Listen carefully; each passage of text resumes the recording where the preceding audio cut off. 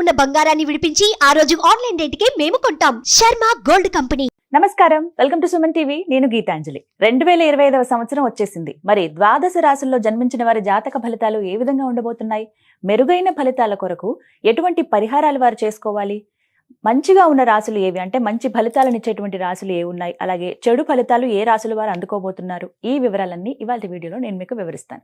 వివరించేందుకు ప్రస్తుతం మనతో పాటు ఉన్నారు ప్రముఖ జ్యోతిషులు బ్రహ్మశ్రీ నందిబట్ల శ్రీహరి శర్మ గురువు గారు. వారితో మాట్లాడదాం. గురుగారు నమస్కారం అండి. వాగర్థ వివ సంపృక్తౌ వాగర్థ ప్రతిపత్తయే జగతః పితరౌ వందే పార్వతీ పరమేశ్వరౌ. సదాశివ సమారంభాం శంకరాచార్య మధ్యమాం అస్మదాచార్య పర్యంతం వందే గురు పరంపరాం. ఆదిత్యాయ చ సోమాయ మంగళాయ బుధాయ చ గురు శుక్ర శనిభ్యశ్చ రాహవే కేతవే నమః. శృంగేరి జగద్గురు పీఠాధిపతులకి, కంచి పీఠాధిపతులకి నమస్కారములు తెలియజేసుకుంటూ కార్యక్రమాన్ని ప్రారంభిద్దాం. వీక్షించేటువంటి సుమన్ టీవీ ప్రేక్షకులకి గమనిక, ఇప్పుడు మనం చెప్పుకోబోయేటువంటి రాశి ఫలాలు ఏవైతే ఉన్నాయో అవన్నీ కూడా ఆంగ్ల నూతన సంవత్సర గమనాన్ని దృష్టిలో పెట్టుకుని జనవరి 1వ తారీఖు నుంచి డిసెంబర్ 31వ తారీఖు వరకు మాత్రమే ఉన్నటువంటి గ్రహాల స్థితిగతులను బట్టి వివిధ రాశుల వారికి ఏ విధంగా ఉండబోతుందో తెలుసుకుందాం. మనకు సాంప్రదాయానుసారంగా వచ్చేటువంటి ఉగాది నుంచి ప్రారంభమయ్యే రాశి ఫలితాలని, అనగా వచ్చే విశ్వావసునామ సంవత్సరానికి సంబంధించి ఉగాది ప్రారంభమయ్యడానికి అంటే ముందుగా మళ్ళీ ఆ యొక్క ఉగాది సందర్భంగా మళ్ళీ వివిధ రాశుల వారికి సంబంధించి రాశుల ఫలితాలు ఇవ్వడానికి ప్రయత్నం చేస్తాను. కాబట్టి ఇటువంటి దాంట్లో ప్రపంచమంతా అంగీకరిస్తున్నటువంటిది 2025 నూతన సంవత్సరం.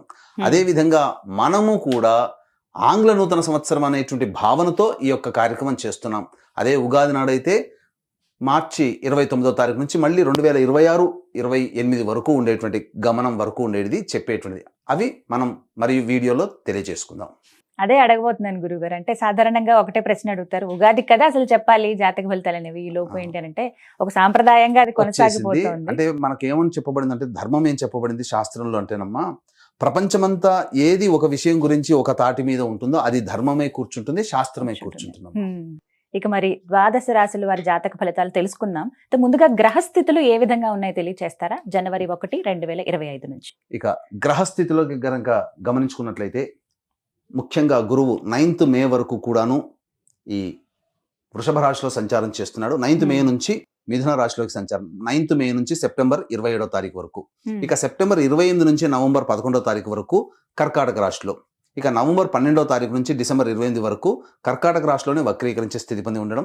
ఇక శని భగవాన్ల వారిని కనుక చూసుకున్నట్లయితే 15 ఏప్రిల్ వరకు కుంభరాశిలో సంచారం చేస్తున్నారు. 16 ఏప్రిల్ నుంచి అక్టోబర్ 9వ తారీఖు వరకు మీనరాశిలో సంచారం. ఈ మధ్య కాలంలో జూలై 8వ తారీఖు నుంచి వక్రీకరించి మీనరాశిలోనే సంచారం చేస్తున్నాడు. అలాగే అక్టోబర్ 10వ తారీఖు నుంచి కుంభరాశిలో సంచారం చేస్తూ వక్రీకరించే కుంభరాశిలో, నవంబర్ 26వ తారీఖు నుంచి వక్రత్యాగము శని భగవాన్ల వారు చేస్తున్నారు. ఇక రాహుకేతులు కనుక చూసుకున్నట్లయితే 15 మే వరకు కేతువు కన్యలో మరియు రాహువు మీనరాశిలోకి. అలాగే 16 మే నుంచి సింహరాశిలో కేతువు, అలాగే కుంభరాశిలో 16 మే నుంచి రాహుగ్రహ సంచారం జరుగుతుంది. ఇక్కడ గమనించుకున్నట్లయితే ఇక్కడ వీక్షించేటువంటి ప్రేక్షకులకు అందరికీ తెలియజేయాల్సినటువంటి అంశం ఏంటంటే, ముఖ్యంగా అందరూ ఈ ద్వాదశ రాశుల గురించి రాగానే అందరూ ఆలోచించేటువంటిది ముఖ్యంగా శని దోషం. ఏలినాడు శని, అష్టమ శని, అర్ధాష్టమ శని, కంటక శని, యోగ శని, ఈ శని దోషాలు. అయితే ఇక్కడ 15 ఏప్రిల్ వరకు శని కుంభరాశిలో సంచారం చేస్తూ 16 ఏప్రిల్ నుంచి మీనరాశిలోకి సంచారం చేస్తున్నా, ఈ యొక్క జూలై 8 నుంచి మీనరాశిలోనే సంచారం చేస్తూ వక్రీకరించినటువంటి కారణం చేత మళ్ళీ ఈ కుంభరాశి ఫలితాన్ని ఇస్తాడు. అక్టోబర్ 10న కుంభరాశిలోనే వక్రీకరించి ఉన్నటువంటి స్థితిగతుల చేత ఏమవుతుంది, మళ్ళీ మకర రాశి ఫలితాన్ని శని భగవానులు ఇస్తారు. కాబట్టి అర్థం చేసుకోవాల్సినటువంటి అంశం ఏంటంటే, ఎవరికి కూడాను ఈ సంవత్సరం శని భగవానుడు యోగదాయకంగా పూర్తిగా లేడు. 12 రాశుల వారికి అష్టమ శని, అర్ధాష్టమ శని, కంటక శని, యోగ శని, దాంపత్య శని, ఈ రాశుల ఈ యొక్క శని దోషాలు ఏదో ఒక సందర్భంలో కొన్ని నెలల పాటు అందరూ రాశుల వారు అనుభవించాల్సిందే తప్ప ఇక్కడ ప్రత్యామ్నాయము లేదు. కాబట్టి ఇక కుంభరాశి వారికి ఏలినాటి శని వెళ్ళిపోతుందని సంతోషం కానీ, ఈ యొక్క సంబంధించి మకర రాశి వారికి ఏలినాటి శని వెళ్ళిపోతుందని సంతోషం కానీ, లేకపోతే కర్కాటక రాశి వారికి అష్టమ శని దోషం పోతుందని కానీ భావించాల్సిన అవసరం లేదు. వృశ్చిక రాశి వారికి అర్ధాష్టమ శని దోషం పోతుందని కూడా భావించాల్సిన అవసరం లేదు. ఎందుకంటే శని మళ్ళీ రుజుమార్గంలో వెళ్ళి మళ్ళీ వక్ర మార్గం చేత వక్రగతిన సంచారం చేస్తున్న కారణం చేత 12 రాశులు శని ప్రభావానికి గురవుతాయి. కాబట్టి ఈ సంవత్సరం అన్ని రాశుల వారు శని దోష పరిహారములు ఖచ్చితంగా చేసుకోవలసినదే, అందులో సందేహం లేదు. గ్రహస్థితులు అయితే ఈ విధంగా ఉన్నాయి. గురుగారు, గ్రహస్థితి ఏ విధంగా ఉందో తెలియజేశారు. మరి ద్వాదశ రాశుల్లో రెండవదైనటువంటి వృషభ రాశి వారి జాతక ఫలితాలు ఏ విధంగా ఉన్నాయో తెలియజేస్తారా? వృషభ రాశి వారికి గత సంవత్సరం కంటే 2025 సంవత్సరం అద్భుతంగా ఉండబోతుంది, అందులో సందేహమే లేదు. గ్రహస్థితులు గ్రహాలు కూడా అంత అనుకూలంగా ఉన్నాయండి. పట్టిందల్లా బంగారం అన్నట్టుగానే ఉంటుంది.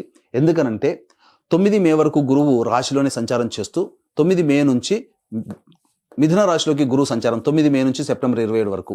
ఇక గమనించుకున్నట్లయితే ఇక్కడ ప్రధానంగా ఈ ఫుడ్ ప్రాసెసింగ్ సంబంధించినటువంటి రంగంలో ఉన్నటువంటి వారికి, అలాగే రెస్టారెంట్ బిజినెస్ నడిపేటువంటి వాళ్ళు, జనరల్ స్టోర్ నడిపేటువంటి వాళ్ళు, సూపర్ మార్కెట్ నడిపేటువంటి వాళ్ళు, అలాగే ఎడ్యుకేషనల్ బిజినెస్ రంగంలో ఉన్నటువంటి వారు, జ్యువెలరీ రంగంలో ఉన్నటువంటి వాళ్ళు, తీర్థయాత్రలు, అలాగే పూజా స్టోర్స్ నడిపేటువంటి వాళ్ళు అందరూ కూడాను, అనగా రోడ్ సైడ్ కుకింగ్స్ నడిపేటువంటి వాళ్ళు కూడా, కుకింగ్ స్టోర్స్ నడిపేటువంటి వాళ్ళు కూడా, అందరికీ కూడా పండ్ల వ్యాపారస్తులు వీళ్ళందరూ కూడాను అద్భుతమైనటువంటి యోగాన్ని పొందుతారు.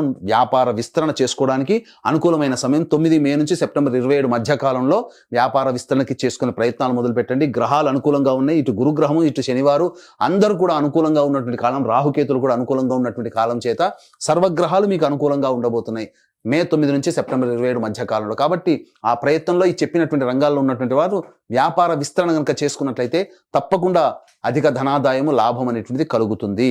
కాబట్టి ఇక గమనించుకున్నట్లయితే శని భగవానుల యొక్క స్థితిగతి చూసుకున్న 15 ఏప్రిల్ వరకు కూడాను శని కుంభరాశిలో కంటక శని దోష ప్రభావాన్ని వృషభ రాశికి కనిపిస్తున్నా, ఇక 16 ఏప్రిల్ నుంచి మీనరాశిలోకి సంచార ప్రభావం చేత లాభస్థాన ఫలితాలు ఇస్తున్నారు. కాబట్టి ఇది అద్భుతమైనటువంటి యోగ కాలంగా చెప్పొచ్చు. అయితే ఇక్కడ గమనించాల్సింది ఏంటంటే జూలై 8 నుంచి మీనరాశిలో వక్రీకరించినటువంటి కారణం చేత మళ్ళీ ఇక్కడ ప్రధానంగా ఈ కుంభరాశి ఫలితాన్ని ఇస్తాడు. అనగా మే 9 నుంచి జూలై 8 మధ్య కాలంలో మీరు ఖచ్చితంగా నూతన వ్యాపారాలు ప్రారంభిస్తారు, అందులో సందేహం లేదు. వ్యాపార విస్తరణ చేస్తారు.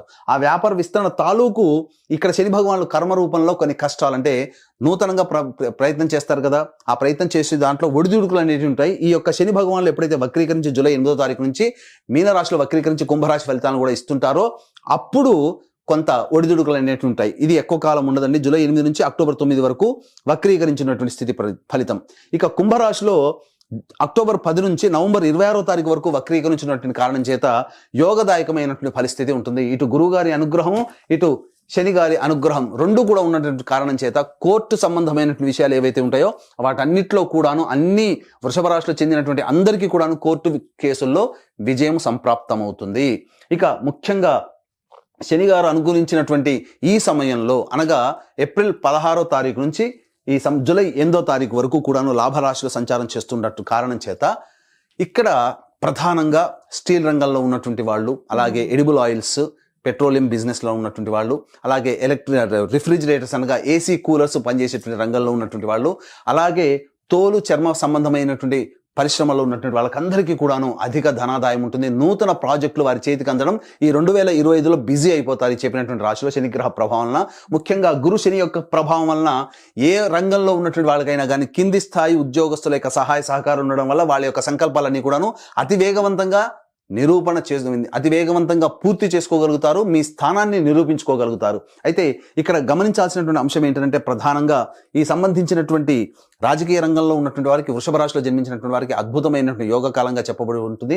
గురువు, శని, మిగతా రాహుకేతు గ్రహాలు, ఇన్ని గ్రహాలు అనుకూలిస్తున్నప్పుడు తప్పకుండా ప్రజాదరణ కలిగినటువంటి పదవిలో రావడం కానీ, లేకపోతే నామినేటెడ్ పోస్ట్ రావడం కానీ జరుగుతుంది. అలాగే ఈ యొక్క రంగంలో జన్మించినటువంటి, ఈ యొక్క రాశిలో జన్మించినటువంటి ఉద్యోగస్తులు ఎవరైతే ఉంటారో ఖచ్చితంగా వారికి ప్రమోషన్స్తో కూడుకున్నటువంటి బదిలీలు, కోరుకున్న చోటికి ఇచ్చా ఉద్యోగ ప్రాప్తి అనేటువంటిది ఉంటుంది. నిరుద్యోగస్తులు ఖచ్చితంగా తప్పకుండా నూతన ఉద్యోగంలో ఉంటారు. ఇక వివాహం కావాల్సినటువంటి అబ్బాయిలకి, అమ్మాయిలకి కనుక చూసుకున్నట్లయితే ఈ యొక్క మిథున రాశిలో జన్మించిన, ఈ యొక్క వృషభ రాశిలో జన్మించినటువంటి వారికి ప్రధానంగా మే 8వ తారీఖు వరకు యోగదాయకమైనటువంటి పరిస్థితి.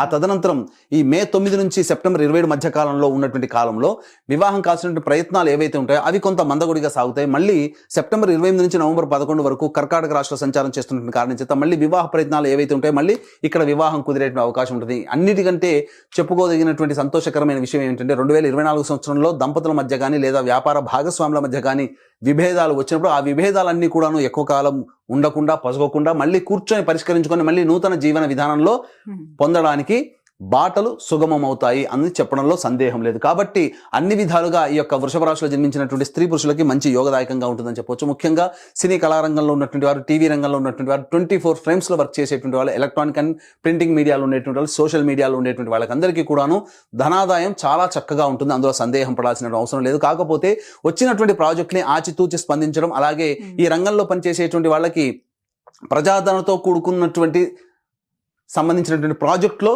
మీరు భాగస్థులు అవుతారు. తద్వారా మీ కీర్తి ప్రతిష్టలు పెరుగుతాయి. గురువు గారు గురువు శని అన్ని గ్రహాలు అనుకూలంగా ఉండడం చాలా యోగదాయకమైనటువంటి స్థితిగా చెప్పవచ్చు. అయితే ఇక్కడ గమనించాల్సిన అంశం ఏంటంటే రైతులు ఏవైతే ఉన్నారో వాళ్ళకందరికీ కూడాను ప్రధానంగా ఈ నవధాన్యాల పంటలు ఏవైతే ఉంటాయో అవన్నీ కూడాను యోగదాయకంగా ఉంటాయి అని చెప్పడంలో సందేహం లేదు. పత్తి సంబంధించినటువంటి వ్యాపారం అయితే ఈ వృషభ రాశిలో జన్మించినటువంటి వారికి పత్తి పంటలు చాలా యోగదాయకంగా కలిసి వస్తాయని చెప్పడంలో సందేహం లేదు.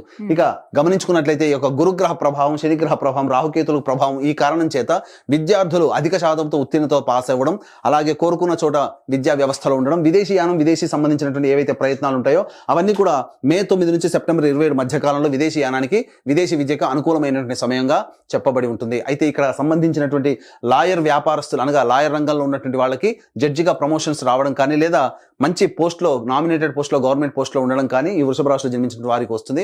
అలాగే రియల్ ఎస్టేట్ రంగంలో ఉన్నటువంటి వారికి పెట్టుబడులు ఏవైతే పెడతారో వాటికి ఇబ్బడి ముబ్బడిగా వారికి ఆదాయం, ధనాదాయం బాగుంటుంది. అన్ని విధాలుగా ఈ యొక్క వృషభ రాశిలో జన్మించినటువంటి స్త్రీ పురుషులకు అందరికీ బాగుంటుంది. ముఖ్యంగా స్త్రీలకి గనక గమనించుకున్నట్లయితే ఈ యొక్క వృషభ రాశిలో జన్మించినటువంటి స్త్రీలకి పదవి లభిస్తుంది.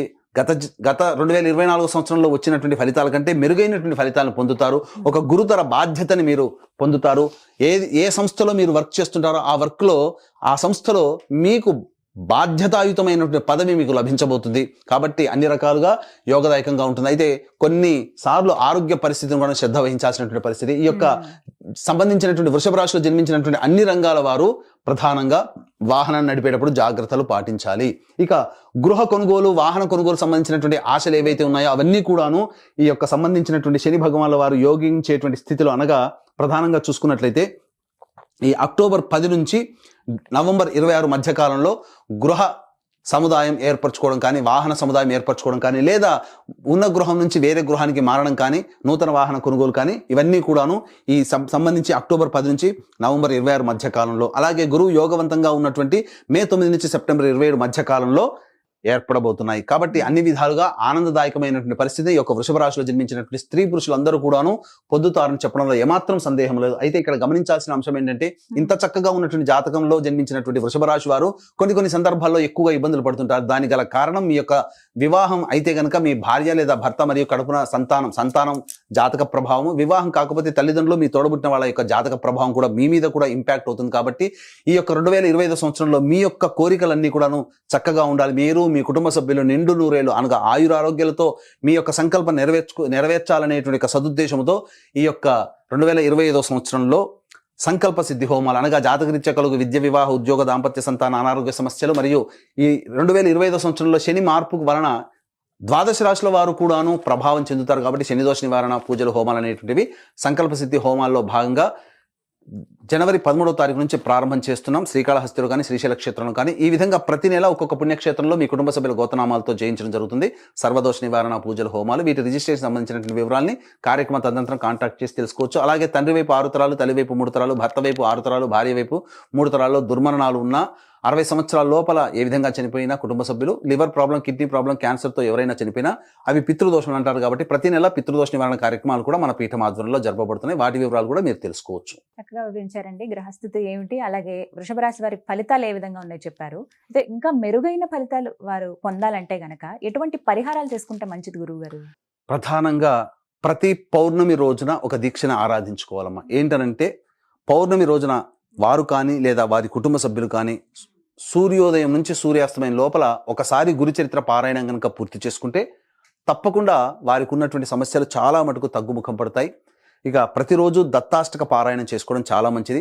ఇప్పుడు చెప్పినటువంటి ఫలితాల కంటే విభిన్నంగా మీ యొక్క జాతకం ఉందంటే వృషభ రాశి వారు ఖచ్చితంగా మీ యొక్క జన్మకుండలలో నడుస్తున్నటువంటి దశాంతర దశల గ్రహ ప్రభావాలు కావున దగ్గరలోని మంచి ఉపాసనా పరులైనటువంటి జ్యోతిష్యుని సంప్రదించి వారి సలహాలు, సూచనలు కనుక పాటించినట్లయితే మరింత మెరుగైనటువంటి ఫలితాన్ని పొందుతారని ఆశిస్తూ సర్వం శ్రీ ఉమామహేశ్వర పరబ్రహ్మార్పణమస్తు. చక్కగా వివరించారు గురుగారు. నమస్కారం అండి.